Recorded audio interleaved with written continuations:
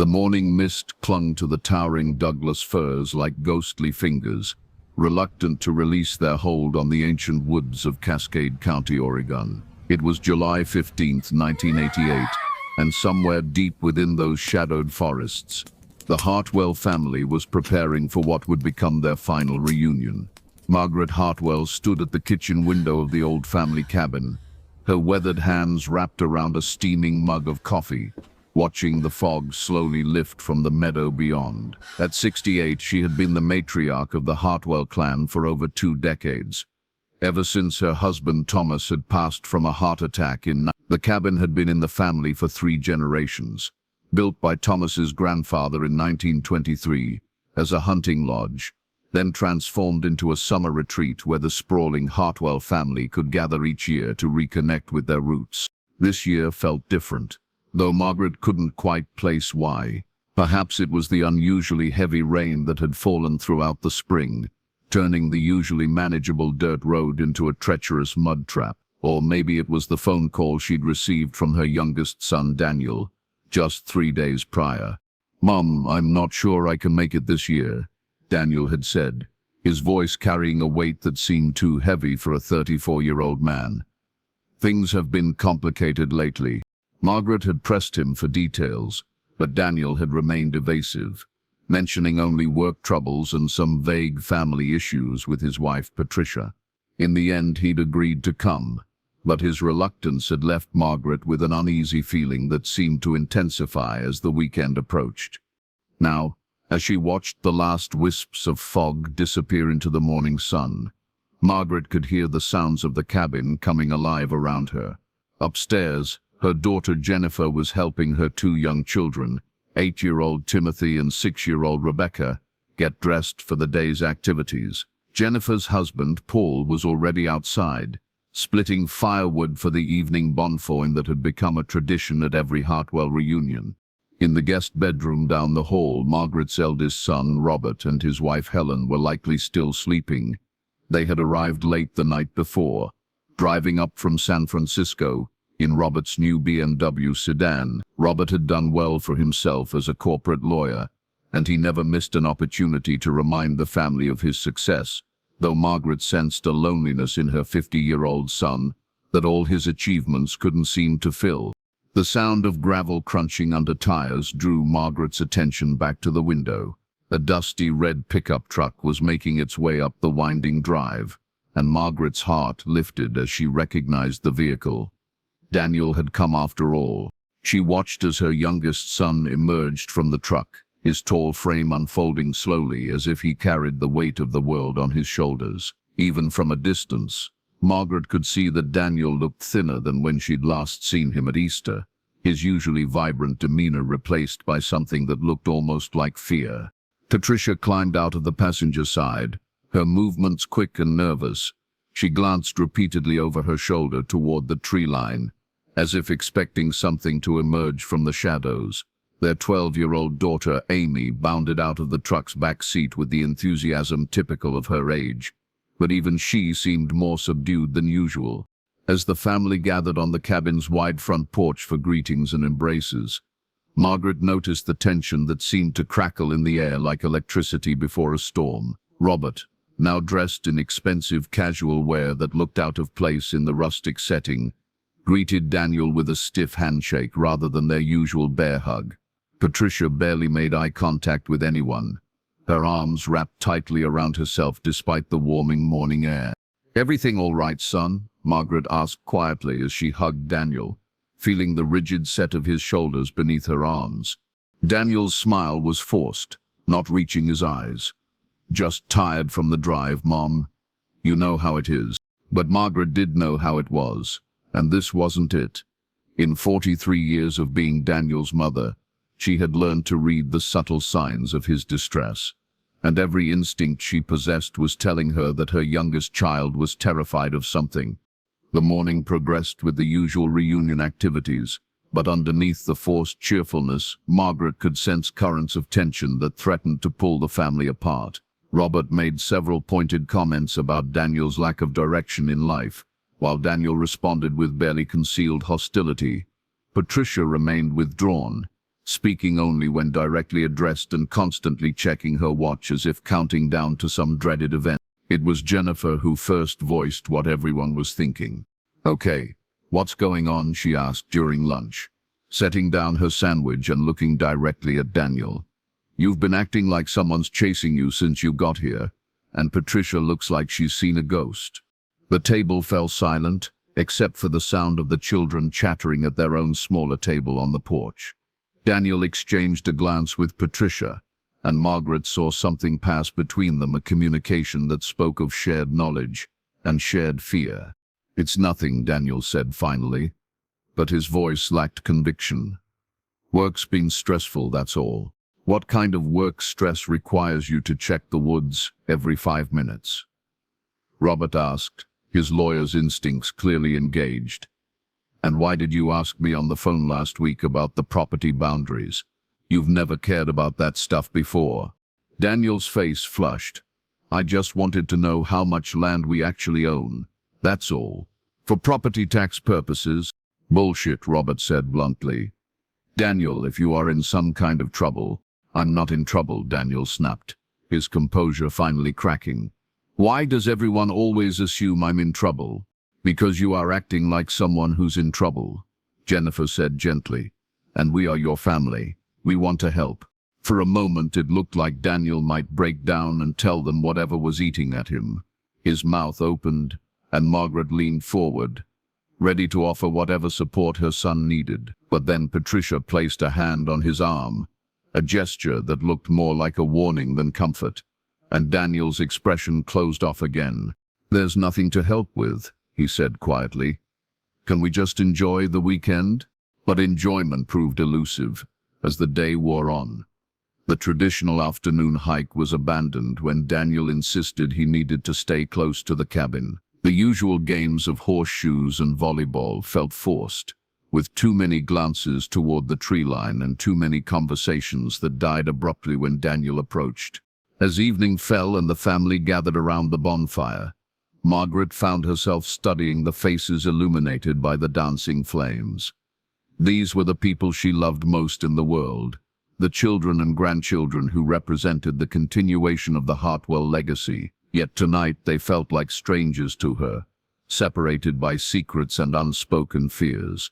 The fire crackled and popped, sending sparks up into the star-filled sky, and Margaret tried to recapture the magic that these reunions had always held. She told stories about her late husband Thomas, about the early days when the cabin was just a rough hunting lodge, about the dreams they'd shared for their growing family. But even as she spoke, Margaret's attention was drawn to Daniel, who sat rigidly in his chair, his eyes constantly scanning the darkness beyond the fire's reach. Patricia had barely spoken all evening, and when Amy asked if they could make s'mores, her mother's response was sharp and anxious. "Not tonight, honey. We should probably get to bed early." It was barely 9 o'clock. "Mom's right," Daniel said, standing abruptly. "Big day tomorrow." But there was no big day planned. Tomorrow was supposed to be a lazy Sunday morning, followed by goodbyes and promises to see each other again next year. Margaret felt a chill that had nothing to do with the cooling night air. As the family began to disperse, Margaret caught Daniel's arm. "Son, please, tell me what's wrong." Daniel looked at her for a long moment, and in his eyes, Margaret saw the same little boy who used to run to her when thunderstorms frightened him in the night. For a heartbeat, she thought he might finally open up, might share whatever burden was crushing him. Instead, he kissed her forehead and whispered, "I love you, Mum. Don't ever forget that." The words sounded like a goodbye. Margaret lay awake for hours that night, listening to the familiar sounds of the old cabin settling around her. But mixed with the usual creaks and sighs of aged wood, she heard other sounds, whispered conversations from Daniel and Patricia's room, the soft opening and closing of doors, footsteps on the porch.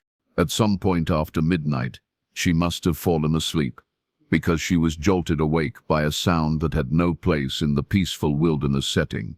It was a car engine starting, followed by the crunch of gravel as a vehicle pulled away from the cabin.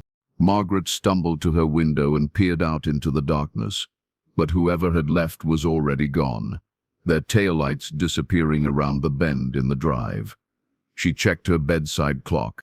A cold dread settled in her stomach as she made her way through the cabin, checking on each family member. Robert and Helen were sleeping soundly in their room. Jennifer's family was safe in the loft. But when Margaret reached Daniel and Patricia's room, she found it empty, the beds unslept in. On the dresser, propped against the mirror, was an envelope with "Mum" written on it in Daniel's familiar handwriting. With trembling hands, Margaret opened the letter and read, "Mum, by the time you read this, we will be gone. I can't explain everything, but we are not safe here. None of you are safe while we are here. I've made some mistakes, gotten involved with people I shouldn't have trusted, and now those mistakes are catching up with me. I need you to take the family and leave the cabin immediately. Don't wait until morning.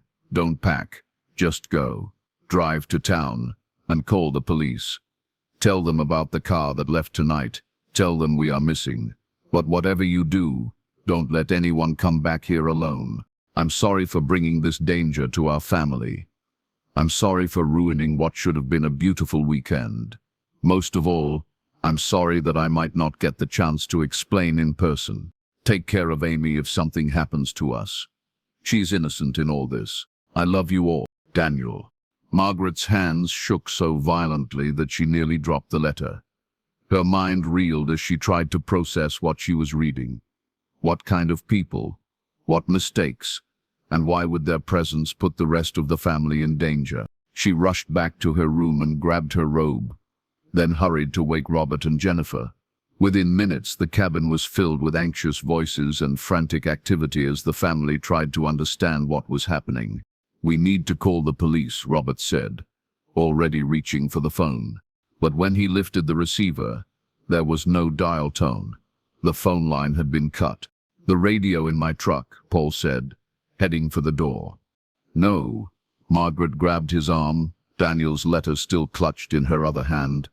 "He said not to let anyone go alone, and he said to leave immediately." "We can't just abandon them," Jennifer protested, tears in her eyes. "What if they are hurt? What if they need help?" It was Helen who voiced what they were all thinking. What if whoever took them is still out there? As if summoned by her words, they heard the sound of another car engine, this one growing closer rather than fading away. Through the cabin windows, they could see headlights cutting through the darkness, approaching slowly up the drive. "Get the children," Margaret whispered urgently. "Get them now." As the family scrambled to gather Timothy, Rebecca, and Amy, Daniel's daughter, who had been left behind in the chaos, the headlights stopped, just short of the cabin. The engine shut off, and an unnatural silence settled over the woods. Margaret's heart hammered in her chest as she peered through a crack in the curtains. She could make out the silhouette of a large vehicle, possibly a van or truck, but the darkness made it impossible to see more. No one got out. No doors slammed. The vehicle just sat there like a predator waiting for its prey to make a mistake. "Mom," Jennifer whispered, her voice barely audible. "What do we do?" Margaret thought of Daniel's letter, of his desperate plea for them to leave immediately. But how could they leave with strangers sitting in their driveway? How could they abandon any hope of finding Daniel and Patricia? The answer came when they heard the sound of more vehicles approaching from different directions, at least 2 more sets of headlights visible through the trees, moving to surround the cabin. "The back door," Robert whispered. "We go out the back and into the woods. Follow the old trail down to the creek, then circle around to the main road." It was a plan born of desperation, but it was their only option. Margaret grabbed a flashlight from the kitchen drawer, her mind racing with prayers that they would all make it out alive, that somehow they would find Daniel and Patricia safe. As they slipped out the back door into the cool night air, Margaret took one last look at the cabin that had housed 3 generations of Hartwell family memories. Somehow she knew she would never see it again. The woods swallowed them like a hungry mouth, and somewhere in the darkness behind them, car doors finally began to slam. The Douglas firs rose like cathedral pillars around the fleeing Hartwell family, their ancient trunks disappearing into a canopy so thick that even the faint starlight couldn't penetrate to the forest floor. Margaret's flashlight beam wavered as she led the way down the narrow deer trail, her breathing labored from both exertion and terror. Behind her, she could hear the soft whimpering of her grandchildren and the whispered reassurances of their parents. But even these familiar sounds felt alien in the oppressive darkness of the woods. Every snap of a twig beneath their feet sounded like a gunshot in the silence. Every rustle of leaves seemed to herald the approach of their pursuers. Margaret forced herself to focus on the trail ahead, remembering the countless times she and Thomas had walked this same path during their early years at the cabin. Back then, these woods had been a sanctuary, a place of peace and renewal. Now they felt like a labyrinth designed to trap and disorient. "Grandma, I'm scared," came Rebecca's tiny voice from somewhere behind her. "I know, sweetheart," Margaret whispered back. "We are almost to the creek, just a little farther."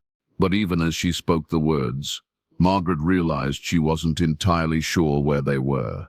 The trail that had seemed so familiar in daylight had become a maze of shadows and false paths. Panic began to claw at the edges of her consciousness as she considered the possibility that they might be walking deeper into danger rather than away from it.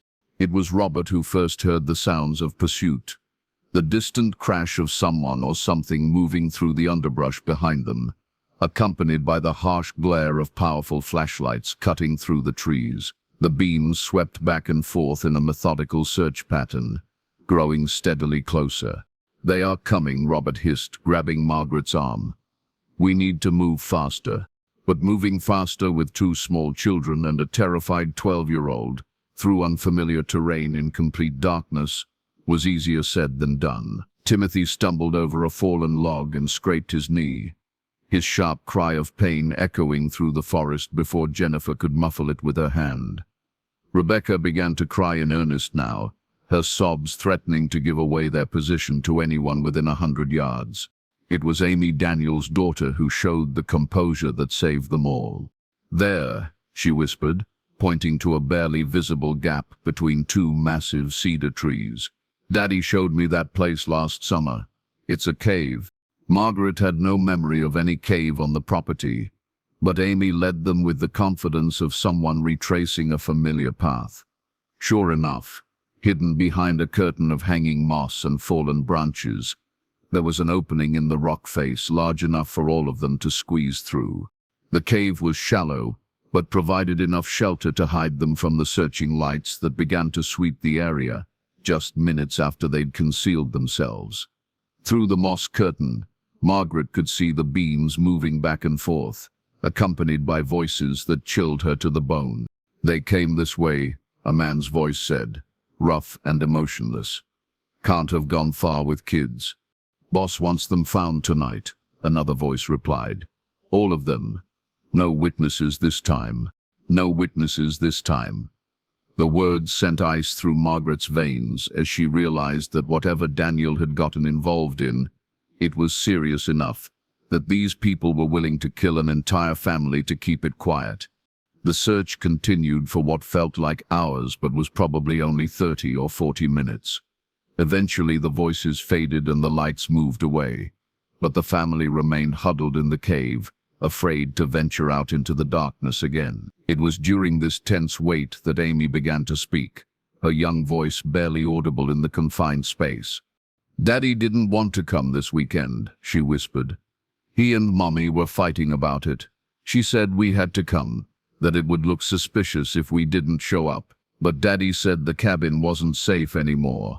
Margaret felt her heart breaking as she listened to the 12-year-old reveal the fragments of conversation she'd overheard from her parents. "Daddy's been scared for weeks," Amy continued. "Ever since those men came to our house. They said they were from the government, but Daddy said they weren't. He said they were bad people who wanted to hurt us." "What men?" Robert asked gently. "Do you know what they wanted?" Amy shook her head in the darkness. "Daddy wouldn't tell me, but I heard him on the phone with someone talking about photographs and money. He kept saying he didn't know where something was, that he couldn't help them find it. Photographs. The word triggered a memory in Margaret's mind. Something about Daniel's job at the local newspaper, where he worked as a photographer covering everything from high school football games to city council meetings. It wasn't glamorous work, but Daniel had always been passionate about capturing the truth through his lens. As dawn finally began to break through the forest canopy, the family cautiously emerged from their hiding place. The woods looked different in the pale morning light, less threatening but somehow more desolate. There was no sign of their pursuers, but there was also no sign of Daniel and Patricia. They made their way back toward the main road, staying off the established trails and moving through the thickest parts of the forest. When they finally reached the paved county road, they found it empty except for a single Oregon State Police cruiser parked at the entrance to the cabin's access road. The trooper's name was Officer Gary Walsh, a 20-year veteran of the force who had seen his share of domestic disputes and missing person cases. But as he listened to Margaret's breathless account of the night's events, his expression grew increasingly grave. "Ma'am, I need to ask you to repeat that part about the letter," Walsh said, taking careful notes in his spiral-bound note. Margaret handed him Daniel's letter, her hand still trembling from the night's ordeal. Walsh read it twice, his frown deepening with each word. "And you say there were multiple vehicles? Men with flashlights searching the woods?" "At least 3 vehicles," Robert confirmed. "Maybe more. They surrounded the cabin sometime after 3 in the morning. Walsh radioed for backup and called in a request for detectives to respond to the scene. Within 2 hours, the narrow access road was filled with police vehicles, and teams of officers were combing through the cabin and surrounding woods. What they found defied easy explanation. The cabin showed signs of a thorough but professional search. Drawers had been opened and contents examined, but nothing appeared to be missing or damaged. It was as if someone had been looking for something specific without caring whether their search was discovered. Daniel and Patricia's red pickup truck was found abandoned 3 miles away on a logging road, its doors standing open and keys still in the ignition. There were no signs of struggle, no blood, no indication of what had happened to its occupants. But it was the discovery made by Detective Lieutenant Frank Castellanos that would haunt the investigation for decades to come. Hidden beneath loose floorboards in Daniel's childhood bedroom, a hiding place that Margaret remembered him using for comic books and candy when he was young, investigators found a manila envelope containing 24 black and white photographs. The photographs appeared to have been taken with a telephoto lens sometime in the spring of 1998.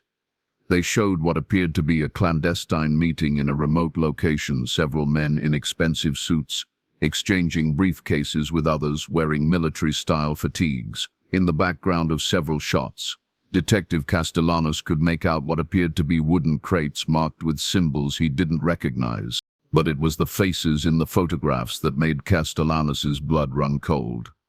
Even in the grainy black and white images, he could clearly identify 2 of the men in suits. One was Congressman William Hartley, a powerful member of the House Defense Appropriations Committee. The other was Deputy Director James Morrison of the Central Intelligence Agency. The photographs were dated May 15, 1988, exactly 2 months before the Hartwell family reunion. As news of the discovery spread through law enforcement channels, the case was quickly transferred from local authorities to federal jurisdiction. Within 24 hours, FBI agents had descended on Cascade County, and a media blackout was imposed on all aspects of the investigation. Margaret and her surviving family members were questioned extensively, but told little about what the photographs might mean or why Daniel might have taken them. The official line was that Daniel and Patricia had likely fled on their own, possibly to escape debt or other personal problems. The mysterious men who had surrounded the cabin became unsubstantiated claims made under extreme stress. But Margaret knew what she had seen, and she knew what her son's letter had said. Daniel hadn't fled, he had been taken. And whatever those photographs documented, it was important enough for powerful people to kill for. The weeks following the disappearance were a blur of media attention, federal investigations, and family anguish. The story made national news for a brief period. Local photographer and wife vanish during family reunion, but the coverage was surprisingly restrained and short-lived. Margaret began to suspect that pressure was being applied from somewhere high up the chain of command to keep the story quiet. Amy came to live with Margaret, and slowly the child began to reveal more details about the weeks leading up to the reunion. Daniel had been receiving threatening phone calls at all hours. Strange cars had been parked outside their house. Patricia had wanted to go to the police, but Daniel insisted it would only make things worse. He said the police couldn't protect us from these people, Amy whispered during one of their evening talks. He said they were too powerful, that they had people everywhere. As summer turned to fall and fall gave way to winter, the investigation gradually wound down. The FBI agents departed, taking their files and evidence with them. The local police closed the case as a voluntary missing persons matter. The media moved on to other stories. But Margaret never stopped searching for answers. She hired private investigators who found nothing. She wrote letters to congressmen who sent polite but dismissive responses. She contacted journalists who showed initial interest, but quickly lost enthusiasm when their sources dried up or their editors killed their stories. Years passed. Amy grew up, graduated high school, and went to college, but she never stopped believing that her parents were alive somewhere. Margaret aged and grew frail, but her determination never wavered. The annual family reunions ended. The cabin felt too haunted, too dangerous to return to. Robert sold his share of the property to developers in 1995. Jennifer moved her family to the East Coast and rarely spoke of that terrible night. The Hartwell family, once so close and loving, scattered like leaves in the wind, their unity destroyed by tragedy and unanswered questions.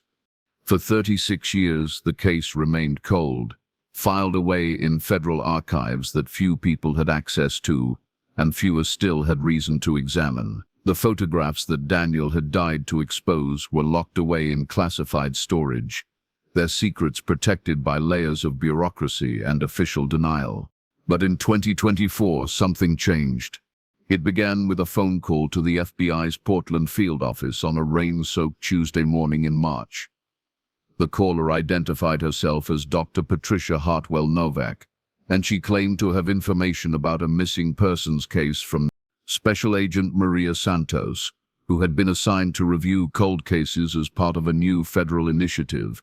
Initially assumed she was dealing with a crank caller or someone suffering from delusions. Missing persons cases from 1988 were rarely solved, and claims of 36-year-old memories were notoriously unreliable.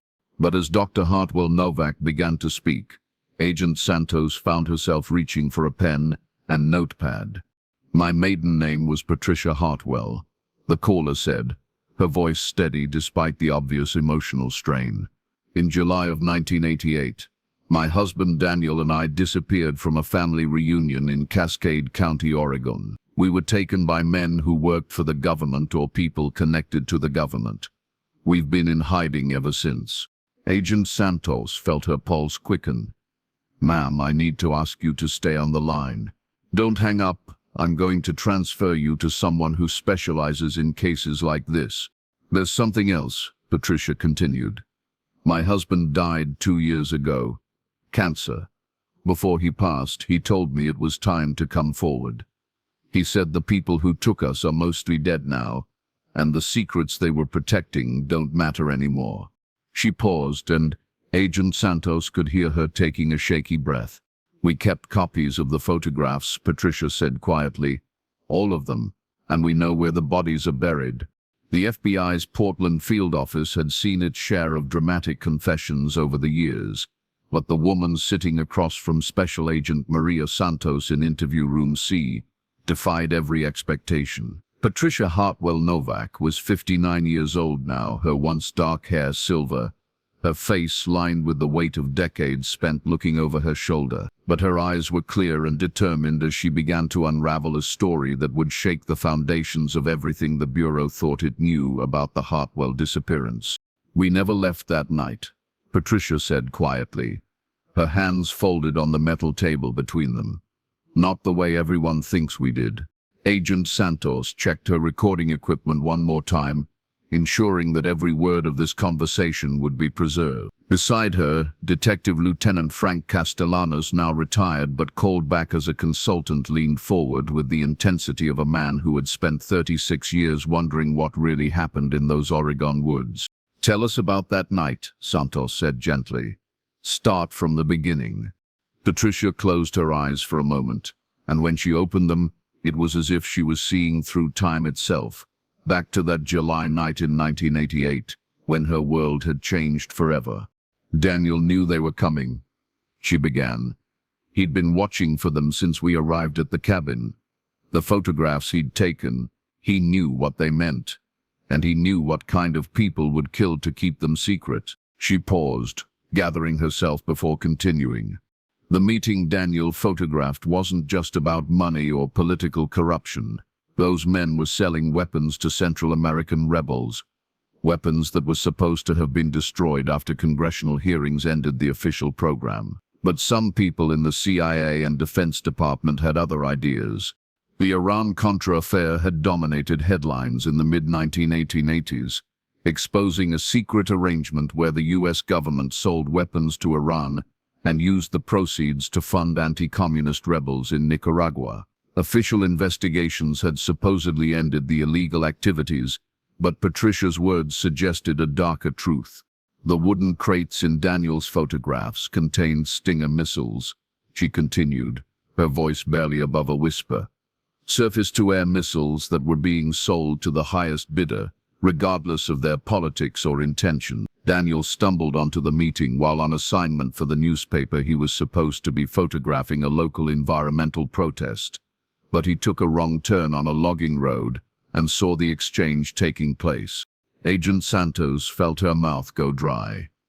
Stinger missiles in the hands of unauthorized groups could bring down commercial aircraft, military transports, even the president's helicopter.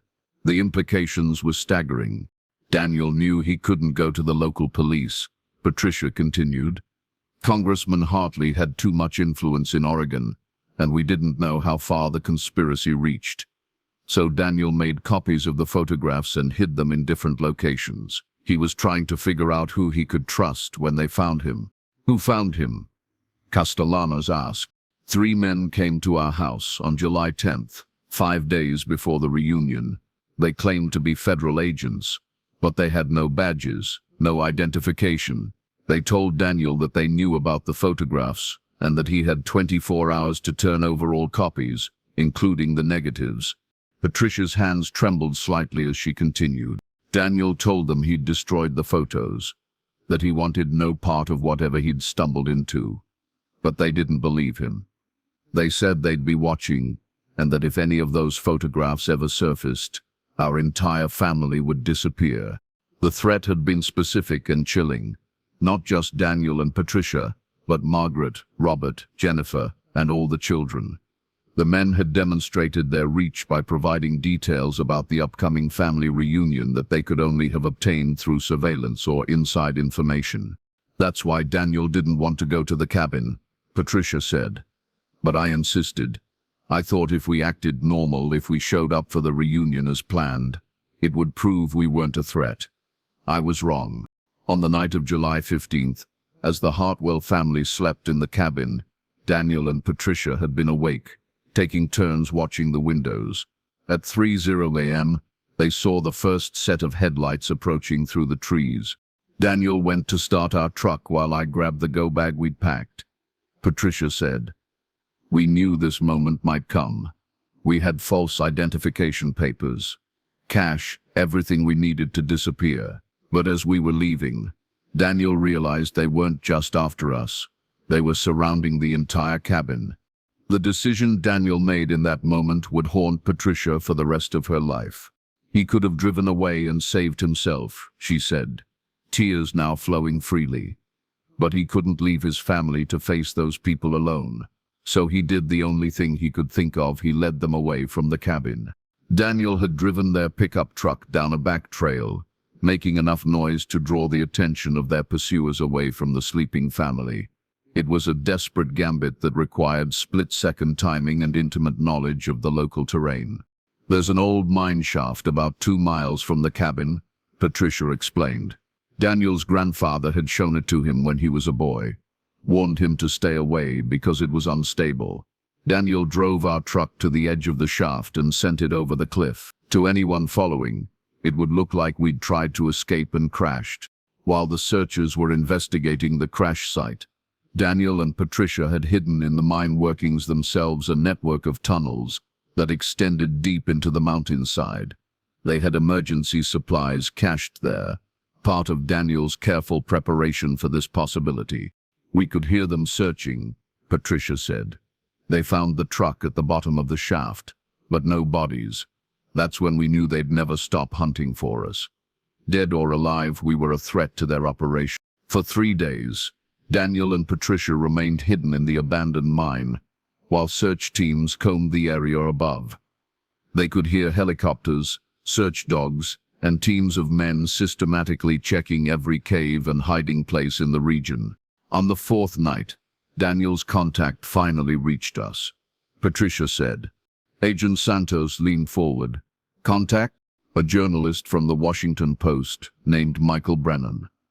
Daniel had mailed him copies of the photographs before we left for the reunion, along with a letter explaining what he'd witnessed.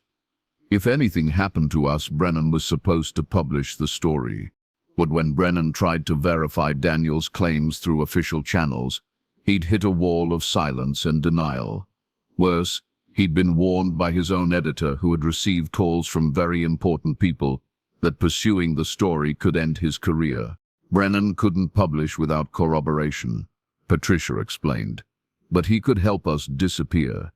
He had contacts in the Underground Railroad that helped people escape domestic violence situations. They specialized in creating new identities for people who needed to vanish completely. For 36 years, Daniel and Patricia had lived under assumed names, moving every few years, always looking over their shoulders. Daniel had worked various jobs under his false identity: construction, landscaping, anything that paid cash and didn't require extensive background checks. Patricia had become a nurse, using forged credentials to work in rural clinics, where questions weren't asked too carefully. "We never contacted the family," Patricia said, her voice breaking. "Daniel wanted to call his mother so many times, especially when we heard she'd gotten sick. But any contact would have put them in danger. The people hunting us had made it clear that the entire family was expendable. Amy, their daughter, had been the hardest sacrifice. They'd left her behind that night because taking her would have slowed their escape and increased the chances of all 3 of them being caught. Daniel died believing that Amy hated us for abandoning her," Patricia whispered. "That was the worst part, knowing that our daughter grew up thinking we'd chosen to leave her behind."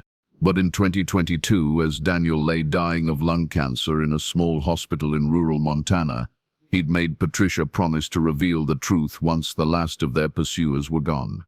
"Most of the men involved in the original conspiracy are dead now," Patricia said. "Congressman Hartley died in 2018. Deputy Director Morrison passed away in 2020. The few remaining conspirators are too old or too sick to pose a threat." It was Daniel's death that had finally given Patricia the courage to contact the FBI. But she'd waited until 2024 to make the call, wanting to be absolutely certain that enough time had passed for the truth to be safe. "There's something else," Patricia said, reaching into her purse and pulling out a worn manila envelope. Daniel kept detailed records of everything: names, dates, locations, and we still have the original photographs. Agent Santos opened the envelope with trembling hands. Inside were not just the photographs that had started everything, but dozens of documents meticulously collected over 36 years.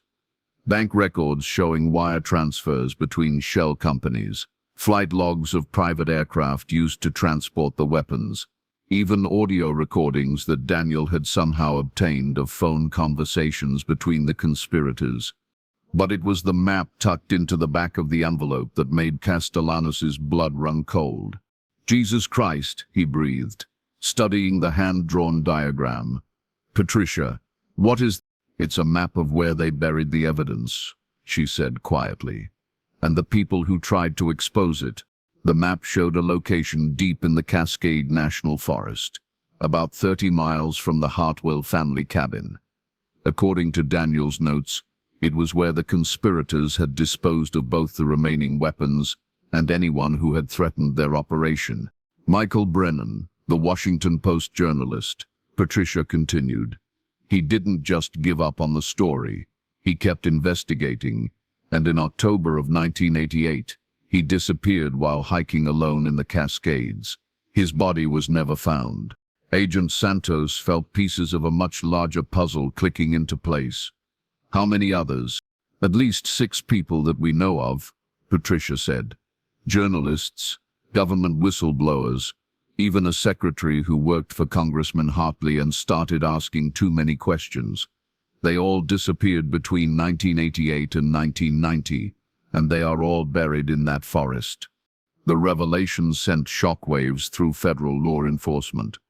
Within hours of Patricia's confession, teams of FBI agents, forensic specialists, and cadaver dogs were heading for the coordinates marked on Daniel's map. What they found exceeded even their darkest expectations. Buried beneath decades of forest growth and natural decomposition, investigators discovered not just human remains, but a cache of documents and physical evidence that the conspirators had thought safely hidden. Waterproof containers held records of weapon sales, bank account numbers, and communications that proved the existence of a rogue network within the U.S. government that had continued operating long after the official Iran-Contra investigations had ended. The first body they recovered was positively identified as Michael Brennan through dental records. The veteran journalist had been shot twice in the back of the head, execution style. Buried with him were copies of the same photographs that Daniel had taken, along with Brennan's own investigative notes that corroborated Patricia's account. As the excavation continued, more bodies emerged from the Oregon soil. A Defense Department auditor who had discovered discrepancies in weapons inventories, a CIA analyst who had tried to report the illegal sales to congressional oversight committees, even a local sheriff's deputy who had dagged too close to the truth while investigating suspicious activity in the national forest. Each victim told the same story: they had discovered pieces of the conspiracy and had died for their knowledge. Margaret Hartwell was 97 years old when FBI agents came to her nursing home in Portland to deliver the news she had waited 36 years to hear. Her son hadn't abandoned his family. He had died protecting them. "He was always trying to do the right thing," Margaret whispered, her arthritic hands holding a photograph of Daniel from his newspaper days. Even as a little boy, he couldn't stand to see injustice go unpunished. Amy, now a 48-year-old mother of 3, wept when she learned that her parents had spent their final decades thinking of her every day, longing to reach out but knowing that any contact could result in her death. "I forgive them," she said through her tears. "I understand now why they had to leave. I wish I could have told them I loved them before it was too late." The investigation that followed, Patricia's revelation, became one of the largest federal corruption cases in U.S. history.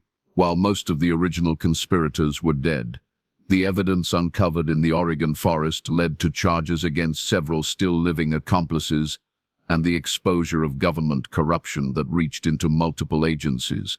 More importantly for the Hartwell family, it provided the closure they had sought for nearly 4 decades.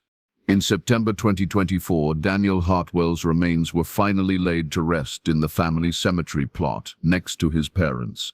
The funeral was attended by hundreds of people, family members, former colleagues from the newspaper, and federal agents who had come to respect the courage of a small-town photographer who had sacrificed everything to expose the truth.